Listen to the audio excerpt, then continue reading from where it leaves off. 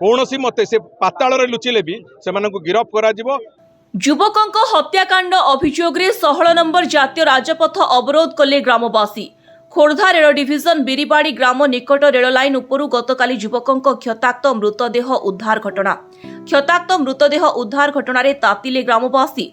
लोके एहाकु एक हत्याकांड अभियोग कहवा सह आसामी को गिरफ दाबी एनएच अवरोध करिसेंती। ग्रामवासी माने एनएच 16 जातीय राजपथ अवरोध करने सह कुहुड़ी फांडी निकटरे मृतदेह रखी 16 नंबर जातीय राजपथ अवरोध करथिले। रास्तार उभय पार्श्वरे शह शह गाड़ी मोटर अटकी रहिथिला। 3 घंटा हेप लोके हंतसंत होइथिबा देखिबाकु मिलिछि। ये गोटे अत्यंत अभावनीय स्थिति, अत्यंत नृशंस भाव में गोटे पिला को पिटी पिटिकी मारिचंती।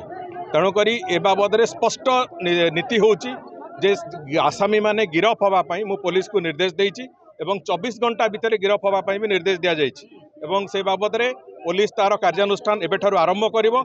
कौनसी मते से पाताल लुचिले भी से गिरफ करा जिवो एवं जो भली भाव दंड विधान करा जिया कथा से कथा निश्चित भाव करा जिवो।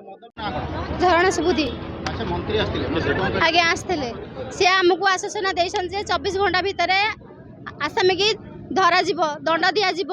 तांको बापा माँ असक्षम तांको पालिता पुओ जी सी आना से केमिति चलिबे केमिति नहीं सार बुझे बोली आमको आशा देकी जाइछंती। क्षतिपूरण से कहले किछि सेमिति किछि कहि नांती। क्षतिपूरण से कहले जे आमे बुझिबु आसामी कथा बुझिबु 24 घंटा भितर तापर बापा माँ केमिति कोन चलिबे आमे से कथा बुझिबु। एति कहछंती हमको लाख टका देबे बोली कहि जाइछंती। हां सबदाह करिया भाई लाख टका कहछंती। मृत युवक नाम मागा सुबुद्धि, बयस 26 वर्ष, घर खोर्धा जिला टांगी थाना हाटबरड़ी ग्राम। मृत युवक 24 घंटा तलू निखोज रहिथिले।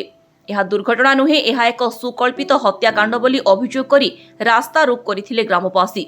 तेबे पूर्व शत्रुता को केन्द्र करी युवक को हत्या करी गाँवर केतेक युवक रेल लाइन उपरे पकाई देथिबा अभियोग करिसेंती गाँ लोके। आसामी मानकु गिरफ करिबा पई लोके दाबी करिसेंती। पुलिस घटनास्थल रे उपस्थित रही घटना उपरे नजर रखिबा सहित स्थानीय लोकंकु बुझासुझा करुथिले। खोर्धा टांगीरु सूर्यकांत साहुंको रिपोर्ट, स्वस्तिक न्यूज। आपण माने देखुचंती स्वस्तिक टीवी।